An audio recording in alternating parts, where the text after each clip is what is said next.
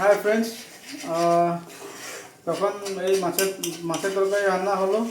এখন আমি ডিম বানাচ্ছি, এক কারি বানাচ্ছি। তো আজকে অল্প এক কারিটা অন্যরকম বানাচ্ছি, অল্প ঝোল না, অল্প গ্রেভি গ্রেভি হবে, মাখা মাখা অল্প ডিমের সঙ্গে। তো এখন এই মশলাটাকে ভালো মতন কষাচ্ছি। এখানে সব কিছু দিলাম, দিয়ে এখন এটাকে কষাচ্ছি এবং আদা রসুন পেঁয়াজ লঙ্কার গুঁড়ো কাশ্মীরি লঙ্কা নুন হলুদ সব কিছু দিলাম, জিরে দিয়ে এখন এটাকে ভালো মতন কষাবো। কষিয়ে যখন মশলাটা অল্প ব্রাউন হয়ে যাবে, মশলা থেকে যখন তেল ছাড়বে, তারপরে আলু আর ডিম এখানে রাখা আছে। এই আলু আর ডিমটা দিব, অমলেটটা বাবার কারণে, বাবা সিদ্ধ ডিম খায় না বলে বাবার কারণে অমলেট করেছি। আর এটা তারপরে যখন বানাবো, বানিয়ে গ্রেভির মধ্যে দিব। তো এটাকে গায়ে মাখা মাখা হবে এক কারিটা। তো হওয়ার পরে আপনাদেরকে খাওয়ার সময় ফাইনালটা আমি দেখাবো। সঙ্গে থাকুন, দেখতে থাকুন। Thank you.